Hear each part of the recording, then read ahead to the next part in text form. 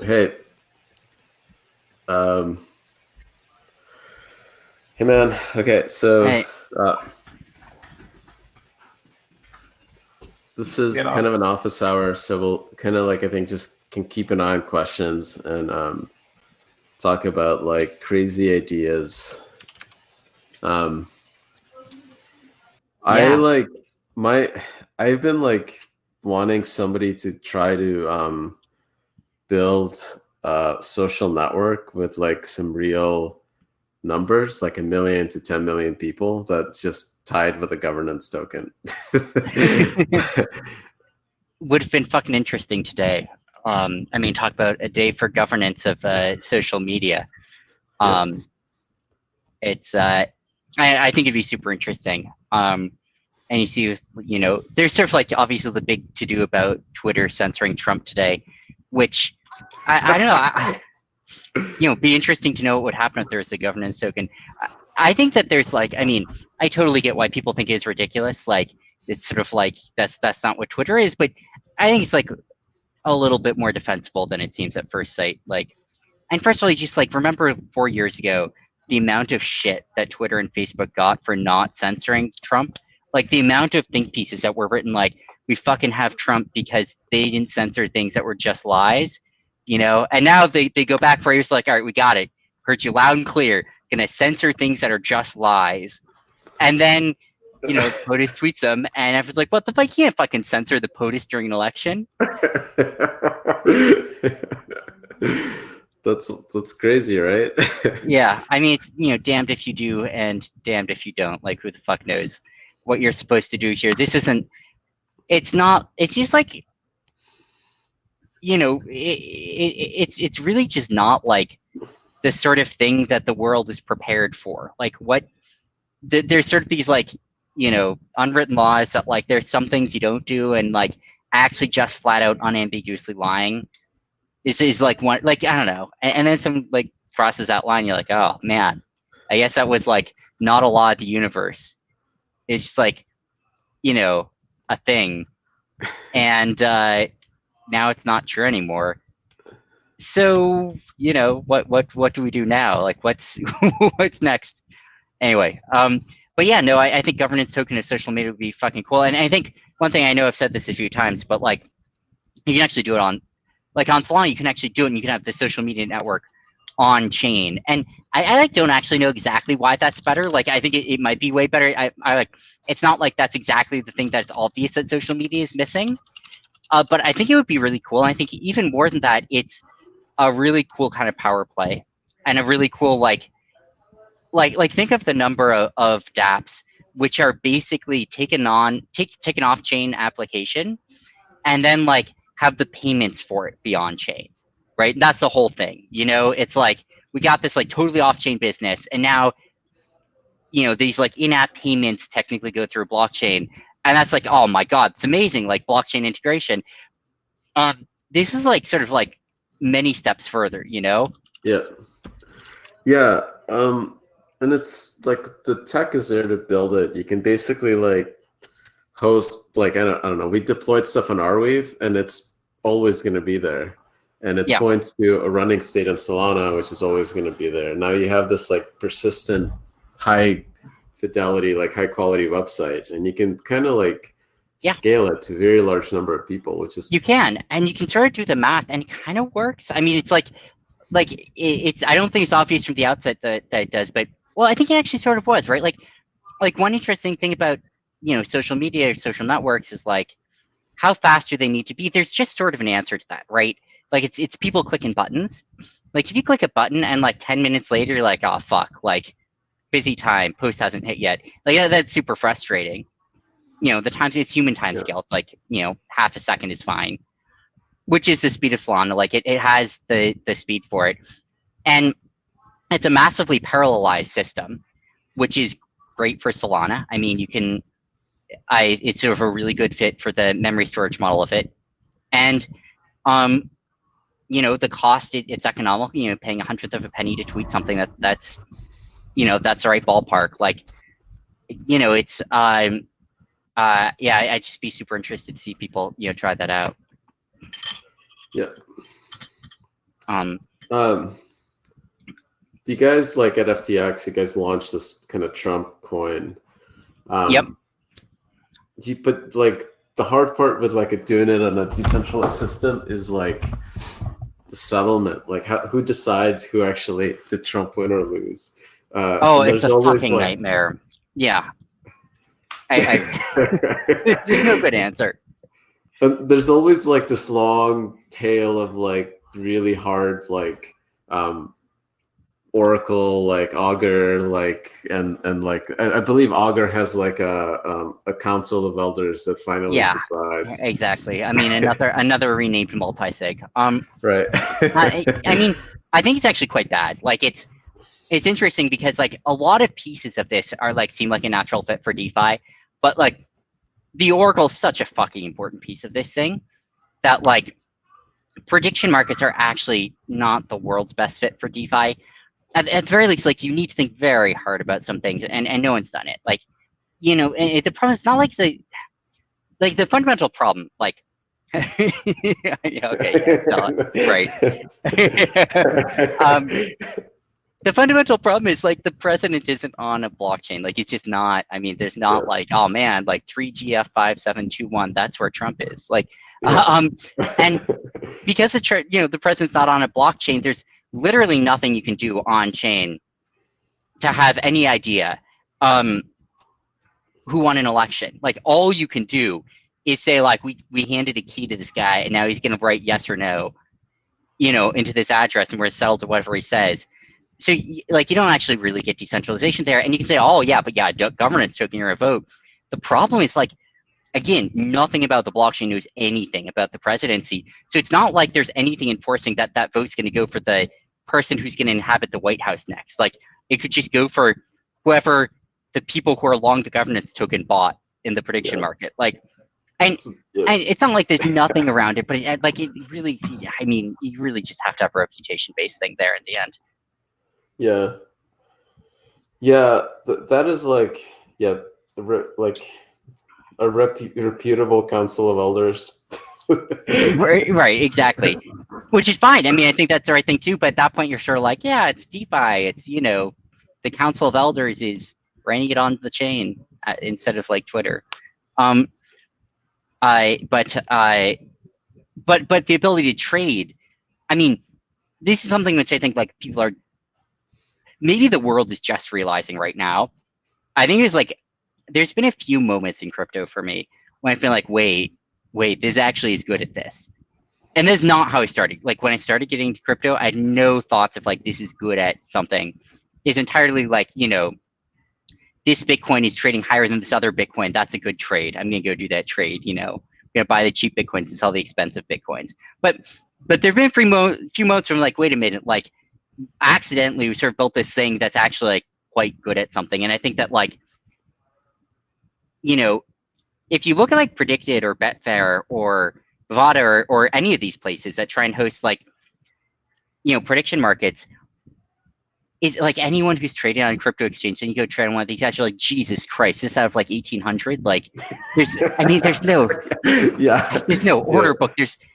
There's no margin. They tell you 1 divided by the probability, and so the probability for like God knows what reason. There's no liquidity. You can't even figure out what the spreads are. Like you have to like good luck figuring out the fees. You can't get funds onto them. Like they only take wire transfers from like a single bank in the world, and you're just like, geez, this is like a full-time job to figure out how to like deal with this shit. I can't find like anything, and I think part of the thing is like crypto exchanges are actually quite good at that. Like if you ignore the fact that like the markets are trading are usually Bitcoin against Tether. Like what is a crypto exchange?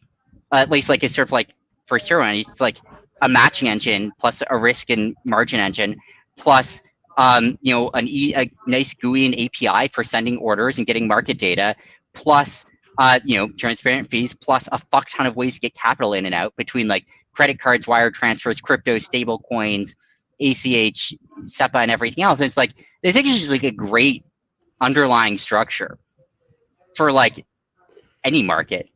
Yep. including a presidential prediction market. Like, yeah, FTX is just like easier to use than others because like that's our whole fucking product is like making those things well. And so it's just like really easy. Like it wasn't like, you know, like, okay, this 3 months we're gonna build prediction markets. It's like, all right, we're listing a new future. This isn't gonna be like the BCH future. So this label it Trump. What's the index? No index. And now you're done. Like you know, so Yep. and I see someone asked about, you know, FTX has started listing stocks recently. And it's the same thing. Like, there's a lot of regulatory work that went into it. Like, that was the whole thing.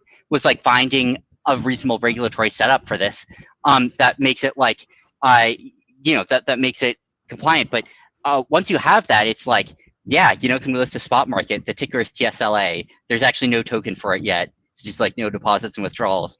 And like, you know, sort of like, all right, like most of the other pieces are just there already. Yep. Yeah, it'd be so like doing the stuff on blockchain is like easy, right? That's like the same thing. If you have Yeah. like if you're not constrained on compute, if you're not constrained on throughput, then I mean, I think that like it's maybe even easier to describe on Solana than some other chains. Not that it's easier to build, but it's easier to describe why it's sort of like is the same because Solana's just designed as basically a distributed computer. Like it's, I mean, Ethereum's like often called that, but it's not completely transparent how that is sometimes. But I think like Solana, it's like, well, you've got your like, you know, shared database that you read and write numbers to, and like, you know, that's like what it. I mean, if you don't read and write to the same numbers, we can do that in parallel. That was right. Exactly. It's like, yeah, that's called a hard drive, like you know, or I don't know if it's RAM, maybe it's whatever. You know, I mean, it's like it's just like clearly works if you can solve, if you like have enough throughput, have enough compute, so that you're not constrained there, and deal with the fact that in order for it to be decentralized, you got this light traveling around the world problem, like which just means like, you know, it's going to be really hard to have decent decentralization and latency less than like 100 milliseconds. What are like, I guess like what would you want people to like try to do that's like out there? Yeah, so the first thing that I'll say is like, there's sort of a lot of people try to do the thing that's completely wacky and insane and crazy and no one's thought of before, and it's like sometimes incredibly valuable, and I really don't want to undercount that. But if you look at where a lot of value in the world is, a lot of it is like putting together pieces that are already there and doing the kind of in retrospect obvious thing, and just like doing the thing no one's done before that seems like obviously someone should do it, and doing it well, and actually shipping it, like finishing it, and like releasing it and doing a good job of that. I think it's like massively underrated. And like, I mean, you look at FTX and like what were its innovations, right? Like cross margin, that's just how everything except crypto exchanges work. Like liquidation parameters that aren't insane. I don't know. I don't know if innovation is the right word for it. Just like, you know, having an instinct for like how much risk like a system can take. Like, you know, a lot of these things were not shocking, especially in retrospect. I think sometimes people are shocked when we release them, but you think about it, you're like, okay, no, obviously, like that's a natural thing to do. And I think like when I think about Serum, like there are some things that I think would be really wacky and fantastic, but there's also just a lot of things I think are just straightforward and fantastic. And like, I mean, order book was the first one, right? Like just have an on-chain order book, like gotta happen. So that's sort of the first thing that was released. But like, you know, borrow lending program on Solana that's fast and liquidates on the order book. I mean, again, it's not like an idea no one's had before, but it just instantly is the best crypto borrow lending program in the world. So that's pretty cool. Like that's worth a lot, you know? Yep. And especially if you design it well. And you know, then you have like, you know, what else can you do? I mean, composing all these things the obvious ways, get margin derivatives, and you know, composing with Oracle so you can get price feeds for markets for however you want. Those are like some of the obvious things. I think like you know, pretty much any product that you see in finance, right? You're like, can we make that on chain? Yeah, probably you can. So yeah, make it. Like honestly, I think that's a good place to start, right? Like, what does it mean to have like the DeFi Robinhood? I don't know, just start by literally copying Robinhood, right? But making it on chain. And like that's a good place to, and I'm not saying don't innovate, but like don't try so hard to innovate that you forget to build the product. And I think other things that aren't finance is sort of the other like category of stuff. And I think social networks is like an obvious place to start. Instant messaging, Facebook, Twitter, those could all be on chain. Audius is like starting to push the boundaries of on-chain media. And I think there are some other projects that are looking into that as well. And so now you're just thinking like companies, like here's a company, like could it be on chain? And if you're like, yes, it could be on chain, then maybe make it on chain, or like it's sort of like bare bones version of it that does the core thing. That's really like I think the strongest intuition here is just build a thing people want because people already are using something like that, and build it on chain and make it well and release it. Do you think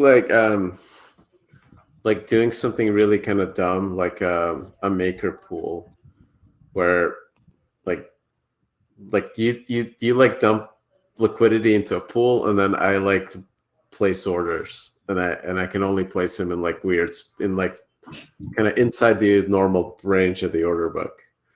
It's an interesting question. It's really tricky to get something like that right, and it's all going to come down to like partially going to come down to the details, but partially going to come down to like what is it that you're trying to do in the first place.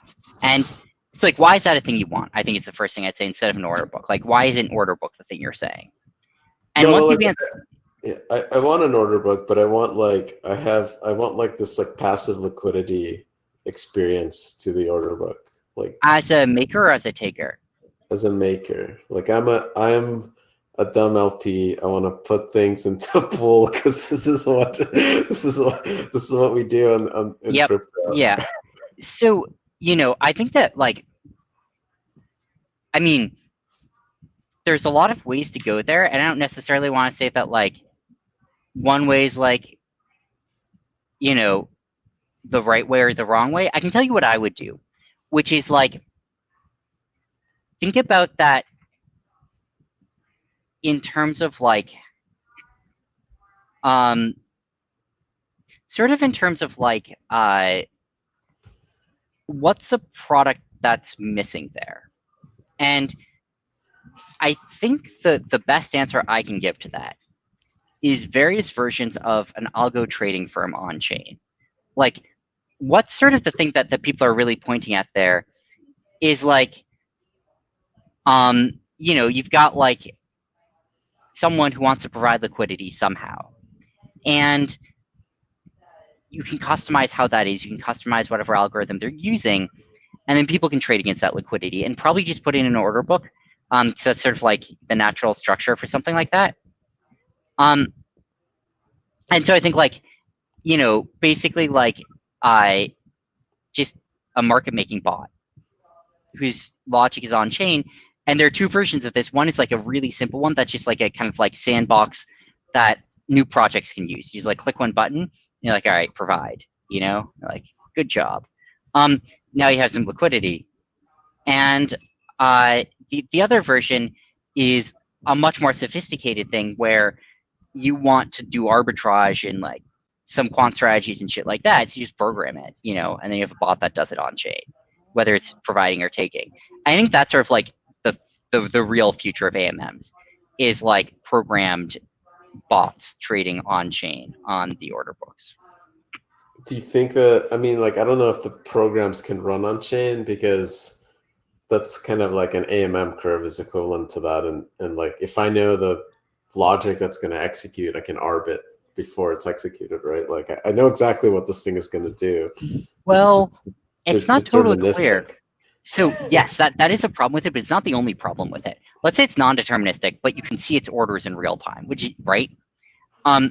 Like what's a real problem with current AMMs? The real problem is that their algo is super dumb, in that it doesn't move. It's the unched algo. It just sits there at like 38 at 39 forever until someone trades. and it still like waits until the price is no longer between those bounds, and some trades against arbing it. So if you program this algo to like, for instance, only show good markets, like things good to some arb somewhere else, then it's going to try and cancel its orders and get out of the way before you could arb it, and that takes care of a lot of this. I won't say it's everything, but like I think that like to some extent, a surprisingly little amount of this is about like not tipping your hand, and a surprisingly large amount of it is about like having the right trading strategy. But any strategy that doesn't consume market data is like probably not the right trading strategy. Yes. So like you could changing the AMM curve doesn't solve this. Like it's got to be more complex than that. Yeah. It needs to actually like respond to the news and change its price before somebody like arbs the news away from you, right? Like exactly, right. And like will it still get run over sometimes? Yeah, everyone does. I mean, you can't trade and never get run over, but like you try to not just like always get run over. You try and like only occasionally get run over. So that's not like the bulk of what's going on. So then like what if I like had like the opposite side of it is like a taker pool where people pull in their tokens and some off-chain thing tries to run over like passive, like whatever they can. Oh, I mean, are there AMMs? So yeah, trivial. It's like not hard to write an on-chain bot that just like makes money trading on Uniswap. You need an Oracle. Sorry, you need to have like off-chain pricing because the liquidity is not on-chain and the information is not on-chain. So, but yeah, you could do it. The Oracle is the tough piece of that, right? Unless and until we get to a world where a lot of flow and signals and trading is on chain, the information is still going to be coming from off chain. What I was thinking is that like you can like create a pool where the interface to trade is the only thing that's available off chain, but like the LPs can deposit and withdraw tokens at any time. So like you have this bot, right, that like can just place orders, and that's the only thing it can do. It can't like, it can place bad orders, but then like. And you're saying the bot can't consume an Oracle? Well, the bot is off chain, so it can actually look at the entire. Bot can do it for yep. Can look at the entire market, right? But the LPs are like, it's almost like lending to a market maker, right? Like I lend to a market maker that's going to make markets. Sorry, I see what you're saying. Oh no, absolutely. Absolutely be super excited for someone to do it. It's not hard. I mean, you can just do it with pools on Serum. Like basically what you do is, and I think we're going to have a GUI that'll make this moderately easy soon. You create an ETF effectively, and it's an AMM. What you can call it what you want. Okay. An AMM, you can add or remove liquidity to it, and then rather than have this like side trade feature, you have the account that controls the assets of this AMM. Take orders from a particular trader who's sort of the person managing the fund, and the only things that they're allowed to do, they're not allowed to steal funds. All they're allowed to do is send orders onto the Serum DEX. Or instruct it to do so. Absolutely, I mean that's just like actively managed funds. Like absolutely should happen, and it's not that hard. Yeah, that would be cool, because then you're kind of like allowing LPs to take advantage of off-chain information. Which there's absolutely zero way an AMM can do that. So a few things I see popping up here. In terms of what's using Solana right now. In terms of mobile apps, which I agree is a cool thing. There's one that I know of. You may know of more. I know Coin98, which is a wallet, I think, led by a Vietnamese team. She's been doing a lot of cool shit, has, among other things, they have a mobile wallet, has a lot of chains on, including Solana, and it's also integrated to Serum DEX. So you can trade on a Serum DEX through that. And I think there's one or two other teams who are working on that functionality, right now. But I think there's a lot more you could do on mobile, and I love people to start porting everything that pops up onto mobile, or building native mobile things. And I think like there's a few I know are in the works, but there can always be more, and I definitely don't think those two are like covering the whole grounds of things. And in general, obviously, like, most of the world's on mobile, so yeah, super important to keep that in mind when building. Although again, because it's all open and on chain, someone builds an app, anyone can build a mobile GUI for it. Like, it doesn't even need to be the same team or anything like that. How many? I guess how much of FTX's like users are mobile only? Depends on how you weight them. So if you weight like number of users a lot, volume wise, more like, I don't know, 15, 20%. I don't remember the numbers. It's like a significant number, but definitely less than half the volume. Because the obvious reasons, right? Like, you're kind of going like that. Like, you're not going to be competing with an HFT firm in terms of like number of orders sent on your iPhone. You actually be surprised how much volume people get off on a GUI though. Like, click traders can do a lot. It just turns out like mice are way more powerful than smartphones in terms of like high throughput clicking. Yeah, you can't beat somebody at StarCraft with a touch screen against the keyboard. No, you can't. You really you have to change the game such that it works on a mobile screen. It has to be a really simplistic thing there.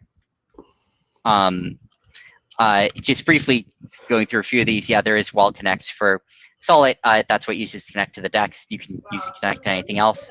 And pools use that, or Serum Swap uses it as well, as do a few other things. The code's all open source. I'll post actually just a link here to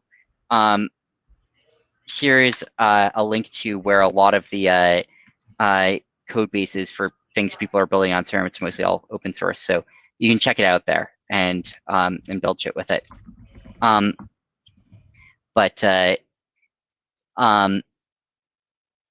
But yeah, what are things that you're super excited about that are building on Solana? Totally.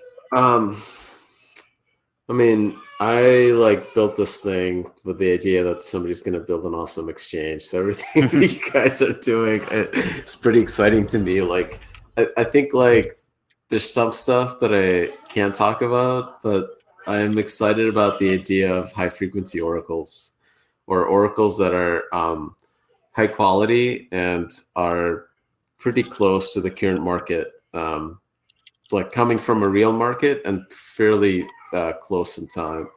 So I think like if you know that you're getting a quote, from a reputable exchange for a particular like like level 1 data, right? Like, you can actually then price the slippage against what you expect the latency there to be, right? And then like create like a different market, right? Like that's more accessible, or like can't do AMMs and things like that. So that's pretty cool. So if you're like building stuff, just imagine like, I don't know, like what would you do with like, a high frequency oracle? Like if you had a price update that was a second behind, any market in the world, like what would you do with that? I think there's some really cool possibilities for synthetic tokens and like much better like pooled risk kind of like for lending and margin and liquidation.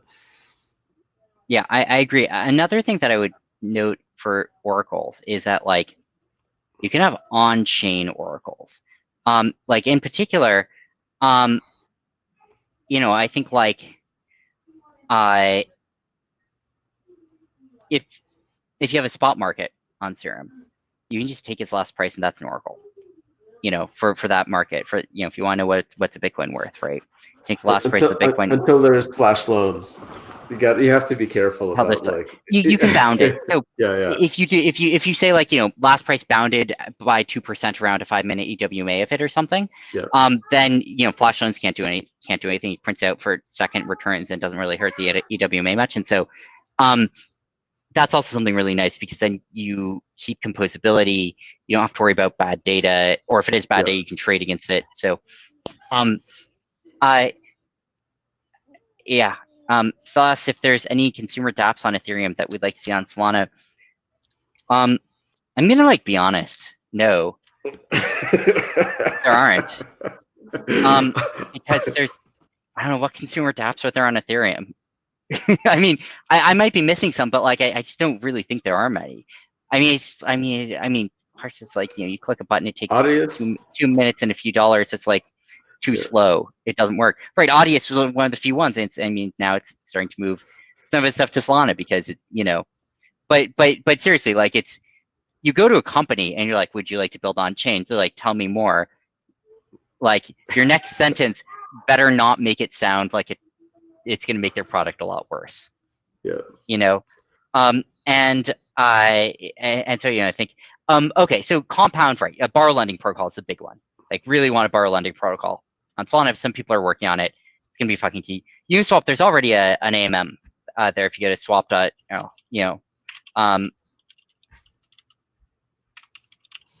you go there, and that it's like kind of like Uniswap, but a lot faster and cheaper. So, but yeah, absolutely, borrow lending really fundamental to finance, and a little finicky, but not that hard.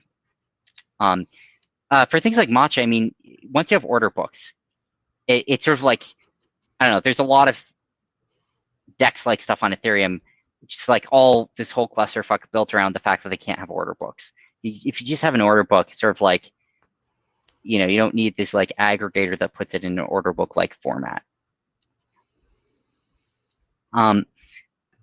So yeah, the aggregator thing seems like a really weird like a specific slow fractured liquidity between inefficient AMMs. Like it's very specific to that. It really is. I mean, that being said, I think an aggregator on Serum, in case people do start fracturing liquidity, could totally make sense. So I don't want to like shit on it too much because I don't think it's needed right now, but I think at some point it might be if people do start launching separate order books for the same pairs. Of course, you also just build an on-chain arbitrage bot. It's kind of a similar concept. And again, all these things kind of work because it's like cheap and stuff. But something that I thought would be cool if people could implement is like looking at like a DEX market, like being able to just basically click and launch an AMM for that market. Like, because you have all the information in it. What do you mean launch an AMM for that market? Well, like if you actually click on the Serum market and you go to the Explorer, it tells you like everything that you need to know to create a equivalent swap, like stick that market in the Uniswap, right? And that market may not just the pairs, but like use the order book as the curve. I was thinking just even as dumb as just sticking the pairs there and then letting arbitrage do the totally true. It's not that hard right now, right? Like you go to dex.projectserum.com, you like find some order book you want, you pull the SPL token accounts, you click on the swap tab, that brings you to swap.projectserum.com, click pool, type those in. Like it's not one click, right? It's like 20 clicks. It would be cool to have like a one-click thing, I think. Like and the other way too, you find an AMM, you should like one click, like launch a market. Or like bring me to the DEX market based on this if it exists, and if not, create one. Yeah, that'd be pretty cool. The DOIDX thing, this would be kind of like, I think, similar to a lending protocol. If you're into options and like building option GUIs and showing the Greeks, like there's a lot of great GUI work to do. I think it's totally. We're totally separating out the GUI part from the sort of like core protocol part. Yeah. Because a lot of this is just having a GUI that shows people what they want to see, and the other part is just composing borrow lending with order books. Yeah. And then you can do everything. So what is Serum in a few words? I mean, there's like a lot of maybe ways to answer, but that one is like what's like the most ambitious on-chain ecosystem we could think of. Another is like, what would you build on chain if like you had the throughput to build what you wanted? You can think of it as like the products that people want, trying to build those on chain. It's like generally like, decide what you want to see built and then build it, rather than like decide what you can build and then iterate on that, is maybe like the biggest sort of like philosophical, approach to it. And so, what is it right now? There's a DEX, there's an AMM, but a lot more coming, and a lot of businesses that are building on it too, because it's actually has the structure and the throughput in the chain that can support, actual business. If low-hanging fruit projects, so I'll like, send. Oh, go for it. yeah, I've got a list, which I'll send also while you talk. yeah, like low-hanging fruit. Like I think if you just kind of played around with the wallet and MetaMask integration, there's kind of some improvements you can make in Totally. go look at the solid code base and like load it up, and then if you know MetaMask, just start kind of populating all the wrap tokens in solid with like a really simple like, hey, click to wrap it like interface. That would be like the lowest hanging fruit I can think of that would like add a lot of value. Yeah, I mean, absolutely. The solid GUI could use a lot of work. Just to give one stupid example, you can create multiple accounts, or multiple accounts with the same seed phrase. Shows those fine, but you can't label the accounts. You can't name them. It shows the public key of them, which is like frustrating, right? And it's not hard. That's not. You're not getting a Nobel Prize for it, but fuck Nobel Prizes. Like that's what brings value. Like that's one thing that I've definitely updated on. It's like, don't get nerd sniped on only thinking about things that seem hard. If something seems valuable and easy and fast, that's the best thing, not like a pathetic thing. That's an amazing thing, and like absolutely fucking do it. For like, yeah, what apps would bring in the normies? I think like I think it's kind of a little too early in crypto for normies. I think you should actually try to find like weird communities that would benefit from it. Like I think like RAC, like, and the music industry, there's a lot of like hate between artists and like music industry, and there's like an opportunity to like actually build something cool there. So if you're looking for like an app for like for the general public, find like a niche of like artists or somebody that like hates Facebook. Like Twitter with like censorship resistant Twitter, you can like I mean, Jack's into crypto already, right? Like it's not. I think you'd find it kind of cool if you get the right line to him. Like this is all you need to do is you like host the kind of the last like 10 posts on Solana and dump the long tail history into Arweave, and you quickly update those like the working set of tweets that people see in the front page.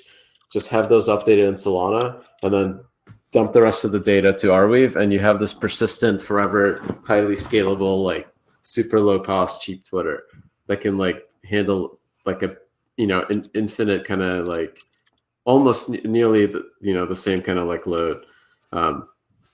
So that would be awesome. Yeah.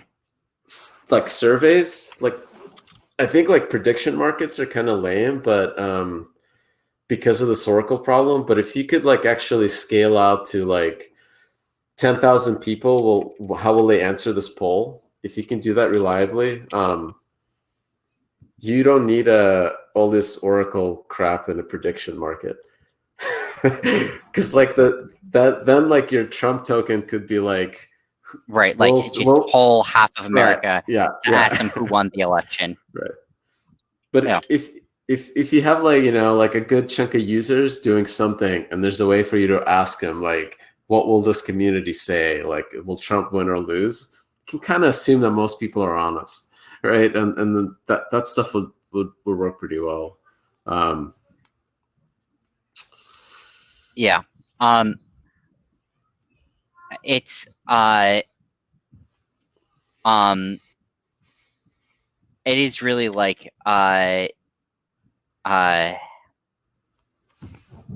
if you can get these things rolling, like there's a ton that you can do with them. I think like slightly decentralized is almost the worst thing for prediction markets. Like either just like Bob, we trust Bob, he's gonna be honest, he's got a lot at stake, just like whatever he says, he's gonna tell the truth. Or you get a billion people. Like there's no chance they coordinate. You're just gonna get the truth if you pull them. If you have like, you know, holders of a token who are anonymous but could maybe know each other, and like about 6 of them together make up a majority. It's like, and they're anonymous or no one who knows who they are. That's almost like the most likely to give the wrong answer, like the most likely to be manipulated. So, yeah, I don't know. Yeah, no. If someone wants to make Twitter on Solana, I mean, like, look, if you do a good job of this, like, absolutely, like, I mean, get a really big ego serum grant for that shit. Opportunity for people who don't know how to code. Yeah. So, well, I can say that, like, you know, I don't know, like companies I work for, like a third of the people know how to code. 2/3 don't. Probably it's different for Tully. But still 50-50. Like you need a lot of other people to like. Yeah, do the other stuff. And like here's sort of like an honest answer. I don't really know how to code. I mean, I don't code. I'm pretty shit at it. And yeah, there's a lot else you can do. It's less obvious. Like if you know how to code, you're sort of like, all right, here's the thing I can do. I'm gonna go do it. And if you don't, it's very difficult from the outside to figure out what you could do. It's a lot easier if you're like part of a group because like so much shit that comes up that obviously has to happen. You know, like what are things? First of all, like managing ecoserum grants. Always love people help with that. You know, what are other things? Managing communities. What are other things like, you know, interfacing with exchanges, about, you know, listings and things like that. You know, graphic designers, as someone said, like super valuable. You know, media, writing articles, explaining the products, like user testing them. I mean, there's just a lot you can do that isn't project managing. There's a lot to do that isn't coding. It's just like generally has to be like a piece of a bigger thing. It's hard to be like a one-man non-coding company.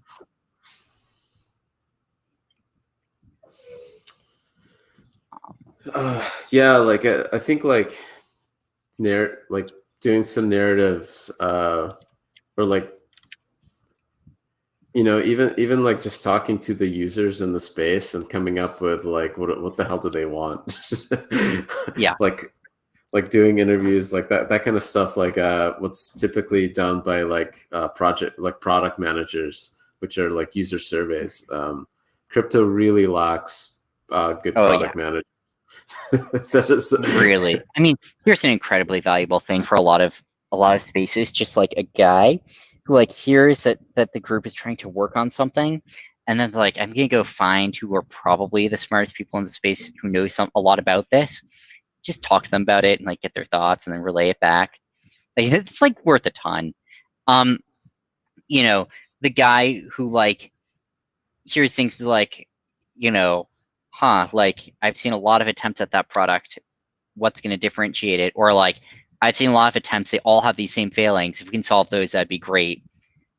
You know, I think like, yeah, I think it's very hard to come up with like an overall like, you know, framework for how to do this thing, but this thing is valuable.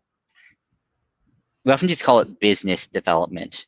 I don't like like you try and parse that, it doesn't make any sense. Like what the fuck are you doing if you're not developing the business in one way or another? But it's sort of like our catch-all for like, you know, doing useful stuff that's hard to categorize.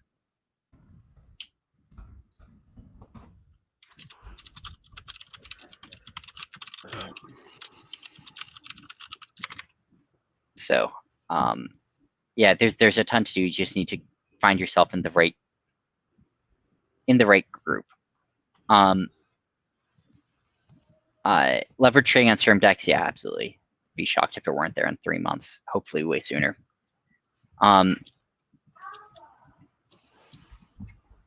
Bug bounties are weird. I don't know. They're mixed feelings on them. Obviously, they are sometimes quite good. I will just say that, like, from FTX's perspective, as soon as someone uses the word bug bounties, we just want to block them on all social media. Because it's just this incredibly strong, consistent pattern that, like, if you found an important bug and you're like a well-meaning person, you probably message us and you don't use those words, and so you're like, hey, I think I found a bug. Heads up, you might want to fix it. Like, oh, thank you. That's really helpful. We'll look into it. That's great. We love that. And you probably don't ask for a bounty because, like, that's not usually what people do. Like, sort of like, I will give you advice. But as soon as it's sort of phrased that way, it's like 90% to be someone who's trying to create a bug so that they can find it and then extort you for it. Like, they're always just DDoSing you. It's sort of like they have all these fancy words that don't mean anything and are not relevant, and then they just try and DDoS you and get you to pay them to stop. That's like what most bug bounties actually are. Sort of sad, but it does kind of kill the bug bounty programs. I mean, they're there, you gotta have them, but, like, you know, realistically, that's not what catches bugs. That's what, like, you know, it's mostly frustrating whenever things are phrased that way. So. Yeah, we haven't had too much like luck with those either. I think, like, yeah, it's tough.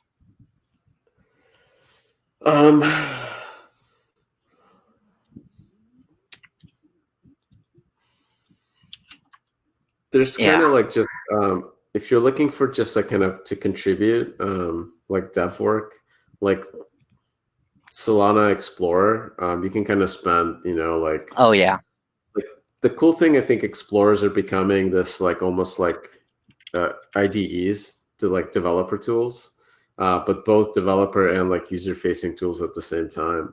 So you can just start adding, like, you know, more introspection, more more icons, like being able to see which icons are actually being traded in order would help. There's so many things. Like, Yeah, like they'll just make everyone's life way better. Here's one. Like, if you go to the Explorer and you type in, like, I don't remember, you type in like an SPL token address, and you can see like the history of token transactions, but not if you type in like a mint address for the token, or I don't remember. There's like some things where it's like obviously it should be for all of them.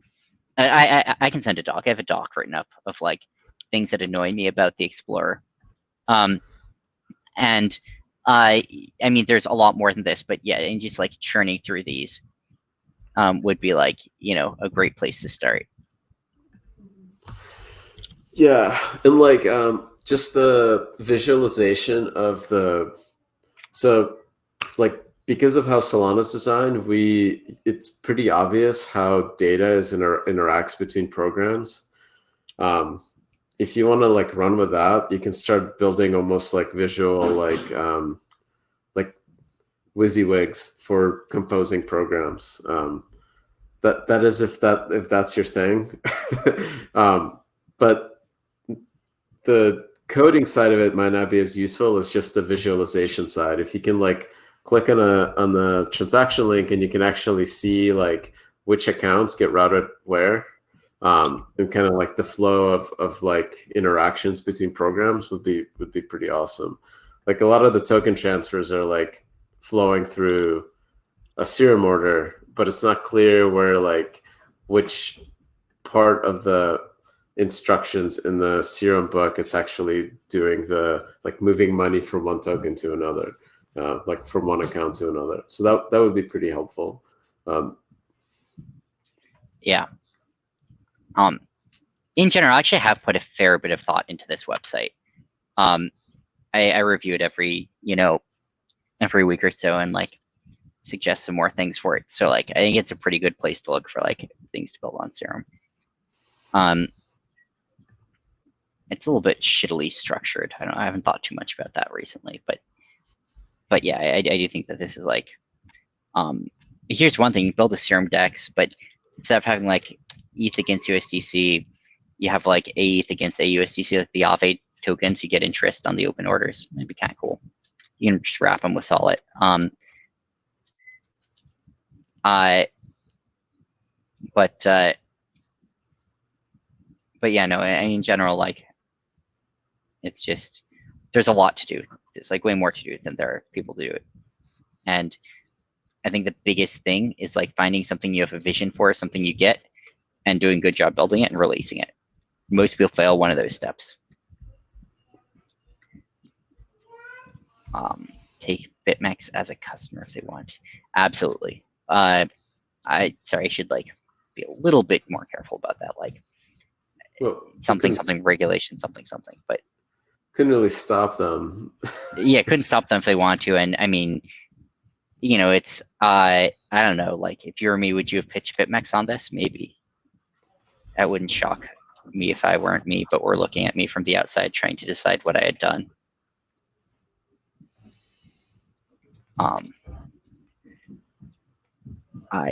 Here's like a fun fact. It's fucking easy to build a Serum DEX. I mean, the DEX is there. It's just a GUI, right? And we just like this thing here. So like, you know, if you want to host a GUI on Serum, it's very easy. There's a recipe for it. It's all open source. And you want to customize it, great. This is actually one of my favorite selling points for it.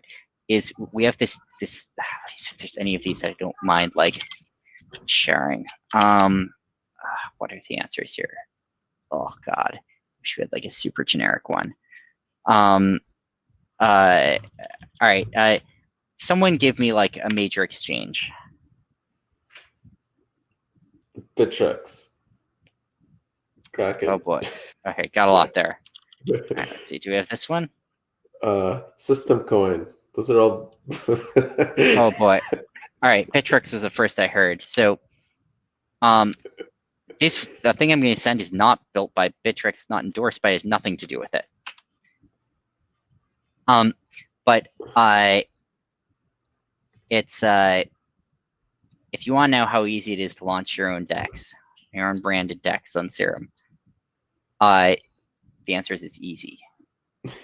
There are a lot of these floating around. These are not hard.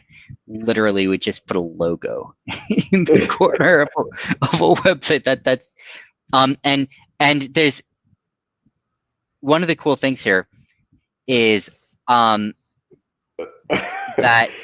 naturally, whenever you host a GUI on Serum, you get 20% of the fees. Actually, more than 20%. Just make a rebate you don't have to pay for. And it just goes straight to you. And so, you know, you like label this GUI, you know, restructure it, type into the GUI code your Solana address for where your fees should go, and host it, and you're done. And now you have a DEX. And you don't need to get liquidity providers who don't want, because you can also just like plug into existing markets. Like, it's all on chain, it's all open. You can have your own markets if you want. You can create your own Bitcoin Tether market, but you also just like use one that's already liquid. And yeah, it's like a 10-minute process. So there's 20 people or so who are already doing this. And just like super excited for more people to do that. And it's super easy and super powerful. I think this is like one of the pieces that I'm like, you know, most proud of like sort of high level Serum design stuff. Yeah. This is super cool because this is how like Reddit communities like formed. Just people like, instead of forking, you can actually just kind of like have your own subgroup. Some compose cool. Instead of forking. Yeah. Like it's you know, the constructive way of doing it. And I think the extent that you can build things to make that easy. I completely agree with a lot of things that are being said here. It'd be whatever. I think we'd go on for a while if we started talking about charting. But I mean, it's the title of your No Sharding podcast. Yeah. Although I still think it's not nearly as wacky as maybe I won't say that. Whatever. There's a lot of wacky stuff that's been announced recently. Could be anything. But yeah, no. I mean, like, I don't know, people design computers in a particular way. I think it makes a lot of sense. And it's like kind of, I don't know, maybe that'd be a natural place to go with the blockchain, you know, like memory storage, like parallelize it as long as you're not trying to write to the same memory store, in which case you have to serialize in that memory store, and other than that, just sort of like, you know, that seems like a natural thing to do. And like, I don't know, you could have like 2 hard drives that aren't the same hard drive and have them try and like talk to each other. Computers don't really do that. So like a reason, it's like it's nasty. I mean, it's, well, I don't know why I'm saying this. You know so much more about it than I do, but yeah, just sharding. I think like, imagine if like the markets and Serum like were in separate shards, and you had to like wait like a long time to move funds between them. right, exactly. Like you the buy base, Bitcoin with USDC, then you want to sell it for Tether. It's like, you know, an hour. It's on the wrong. yeah, like even if it's not an hour, even if it's just like 2 minutes, A minute, yeah. right? Right, Like and then you like have some borrow lending protocol, like some sends in some things. He's got a market on one chart. It's like, I don't know. It's like just the, yeah, from like engineers, you know, if you pay them enough, they'll figure it out. But like from a user's perspective, it's just gonna suck. Like, why do I have to like know that there's shards and that I have to move money between them, and like why do some things take longer than others? It's just like it's not a system yeah. that like any, like this was like a, I don't know, I heard this quote like for some reason way more recently, and like this is Jeff Bezos saying that like when people ask you like what's going to change in 10 years, like you should think about like what's not going to change. And what's not going to change is my customers are going to want things for cheaper and faster. So this is what I'm building my business around. Like the obvious fucking thing, people are going to want stuff to be cheaper and faster and simpler, right? Like, and like adding complexity isn't going to help that. Like no one's going to be happier when Ethereum has more shards. It's not gonna like make it. It's not gonna make anyone like love Ethereum more when it has like twice as many shards. Yeah, I totally. And the other thing is like, I don't know, like eventually you decide you need to shard.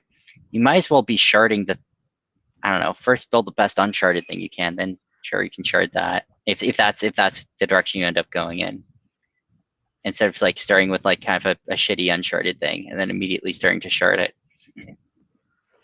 Yeah. But yeah, it doesn't. I think there's just one of these things where like you should always like ask like what's the roadmap here, what's the plan, and then like decide if you should be laughing.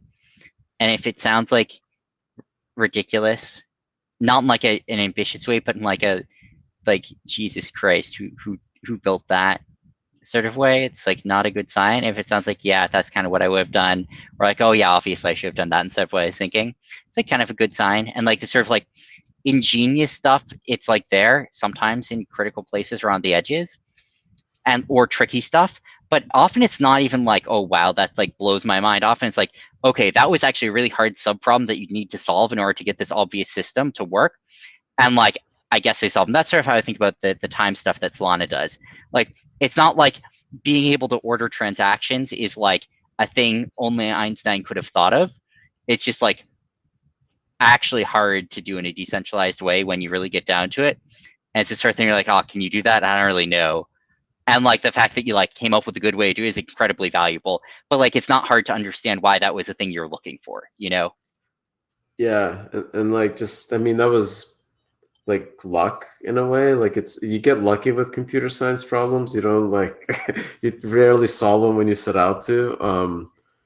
And the rest was just hard engineering problems that were like solvable by experienced humans. Yeah. I don't think I could have come up with like, oh, build me like a CDMA clock that doesn't use like a trusted source. Like 10 years spending at Qualcomm, we never thought of anything that could solve that, right? Like you're just stuck with like atomic clocks or something like that, like what Google Spanner does. So there's a it's cute, and it also shares another thing that I think a lot of complicated, brilliant, tricky, valuable things share in common, which is once you explain and understand, you're like, oh, actually that makes sense. Like I kind of get an intuition for how it works, even if I don't know all the details. I think that's just like another good sign. I don't know. Like I kind of feel like if you have like some context on like the general problem, you spend like 20 minutes trying to understand basically roughly what something's doing, you still have no idea what they're talking about. It's like sometimes that you're stupid or they're smart, but like more often they're just like, rather than trying to solve the problem, they're just trying to like to throw so much complexity at what they're doing that it's going to be impossible for anyone to figure out whether it's useful or not. And everyone will just think it's useful. It's like kind of, I don't know, you feel shitty saying like, that's not useful, but also I'm too stupid to understand it. Like that's not, that's an uncomfortable position to be in. So people give the benefit of the doubt to things that seem like they're too smart and complicated to understand. But I think often the answer is like, if you can't even sort of basically understand kind of what it's doing after like 20 minutes of having explained to you, that's just a bad sign. Yeah.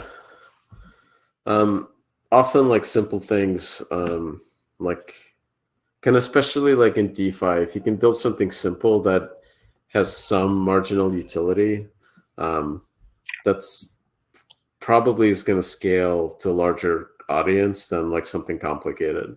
Yeah. So like, or at the very least, like the complication only is good once you have a valuable simple thing, and then you can iterate and you can tweak and you can make it better and better and better. But like it didn't start with a complicated thing; those never work. Like you started with like a thing you definitely fully understand, and that seems like clearly to have a use. This is true of like so many fields. It's true of quant trading too, right? Like, in general, a lot of these things they don't start with like you throw like 10 math PhDs together and write some paper no one can understand, and then like eventually it makes money. It's sort of like you're like, I want to buy the cheaper thing and sell the more expensive thing if they're the same thing, because it's an arbitrage. Like that's how it starts out. You're like, I like buying Bitcoins at 10,000 when I can sell them for 11,000.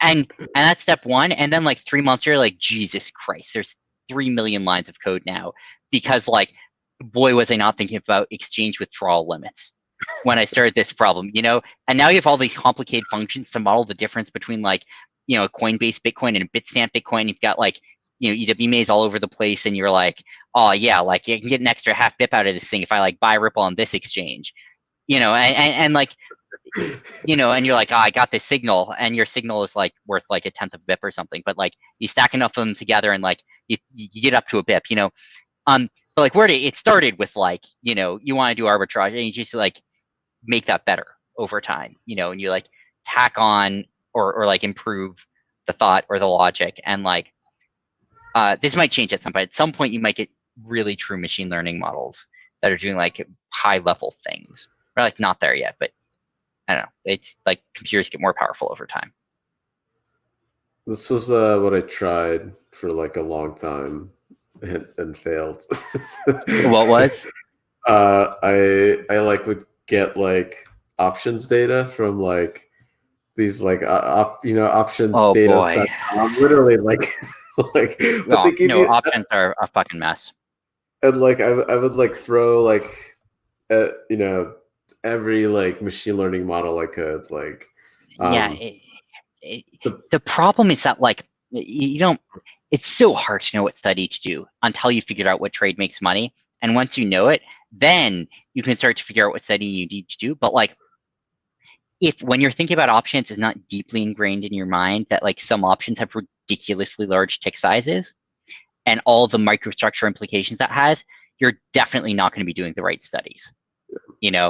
Like that just like dominates the trading of some options. It's just the fact that like everyone knows it's obviously worth something between these two like ticks, and you can't price it, you can't trade it except at those two ticks. So like, all the pricing goes out the window, and it's all just a question of like, can you buy on the bid and sell on the offer?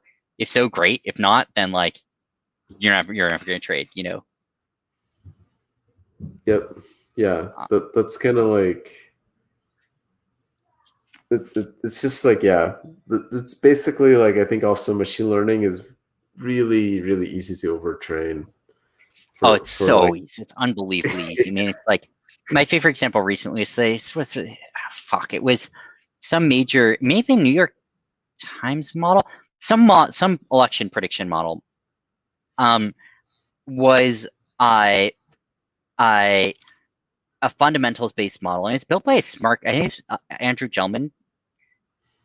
Maiden, he's like a smart guy who's known for being good at this shit, but like he starts off saying, look, the problem with these fundamentals like, economic models, um, is for presidential elections is like they always overfit. Like there's not enough data points. It's like here's how we solved it, and like he's like this hilarious next two paragraphs where he's like, well, first, see, we have 18 data points. We tested 100 different values for this one variable, back testing on these 18 data points to tune it to the best number. Then we did these other two statistical modifications on it. Then we tried to estimate COVID, and this is the number we chose for that. And like eventually it's like, okay, you're up to like 1,000 parameters. And you yep, had 18 data points. Like this is like, what the fuck do you think's gonna happen? You know? yep, yeah. The odds are 50-50. Right. Yeah, at some point you just end up with like something which is like honestly not more valuable than that. And it's just you can get whatever answer you want. You just like keep training it, you know. Eventually it'll do what you want. It's not hard. There aren't that many data points that you need to fit it to. And I mean I think any attempt to model the selection was very close to fucked. I just think like you can look at almost any model and say that's not going to be very useful. It's like COVID changed the election in a lot of ways it had never done before. And like if you're not thinking about like absentee ballots when you're modeling it, then like you're kind of just putting your finger in the wind, you know, and or taking polls. You know, there's the sort of things you can do. But like, I mean, you know, anything other than that, like the odds that you're missing a completely dominant factor and replacing it with a bunch of irrelevant overfit noise, just like so high. Yeah. Um, So, are markets controlled by a few people? What type of markets? Are you thinking like stock markets, crypto markets, prediction markets, shopping markets? I don't know. It's different for different ones. This is Linus in chat asked basically, is it the whales? Is how I'm sort of translating it. Is it always the whales? Stock markets. No is a better answer than yes. It's not. I mean, different things in different cases, but like in general, the whales narrative is sort of like overplayed a bit. And you know, sometimes you're like, it was the whale. What they really mean is like that was a 1.5% move in the S&P 500. That was the whale. It's sort of like explained a third of the variance on an or half the variance on a single day, and you're like, great, we found a whale. And the rest of it is like, I mean, it depends what you mean by the whales, right? Like SoftBank. right, once a year, you're like, that was SoftBank, you know. Usually, right. So there's the Robin Hooders who do matter. The other people who matter, like, I like I don't know. Anyone know what like I don't know, maybe the most like influential group is in stock markets, other than like market makers and liquidity providers and stuff like that. But like, so the biggest, like, what's the biggest Why or the do biggest Robin trader? Hooders matter? Robin Hooders matter because they do crazy shit. I mean, they don't do what other people do, right? They like they like all buy Hertz, and like they just overwhelm the liquidity in something in a way that's not tied to the fundamentals, blows out every model and every market maker, and it's just like, all right, it's going up now. Like nothing else mattered, you know. Like if everyone's buying it, it's going up. Nothing you could do about that. Are market makers illegal in stock markets? No, they're integral to them.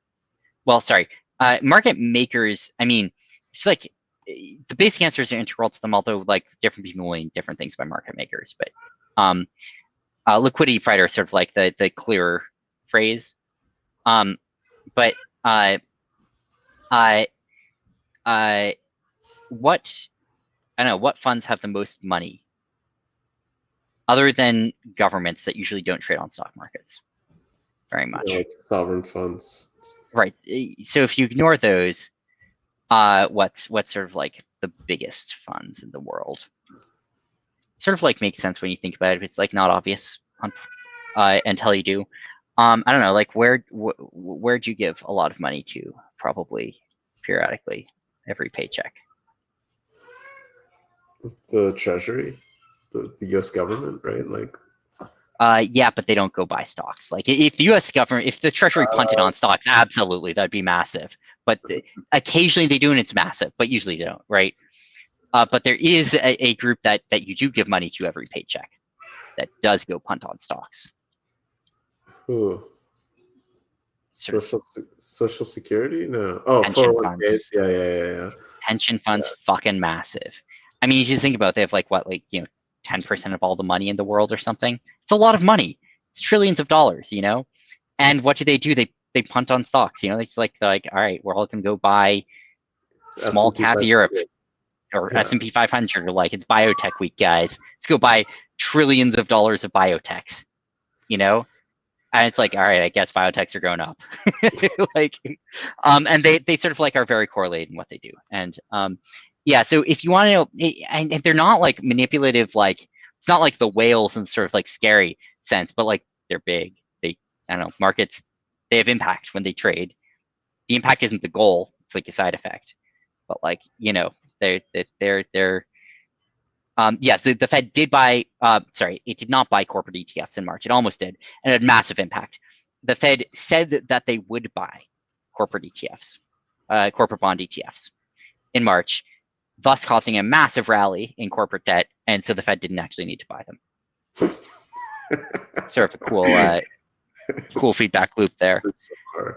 But yeah, actually just saying that they're going to do it turned out to be way overkill, and they didn't need to buy a penny of it. But distressed debt was immediately not distressed once people knew the government was going to buy it, except it didn't. What a weird world, man. It's a really weird world. It's if by the way, Matt Levine, if you guys don't read him, if you want to know what's going on in finance and like have fun while doing it, absolutely the best thing to do is read column called Money Stuff by Matt Levine. He's on paternity leave right now, which is shitty and unfair and should not be allowed because his articles are fun to read. But once he comes back, you should read it. It's just like it's better than anything else about it. And it's more interesting and zany and fun.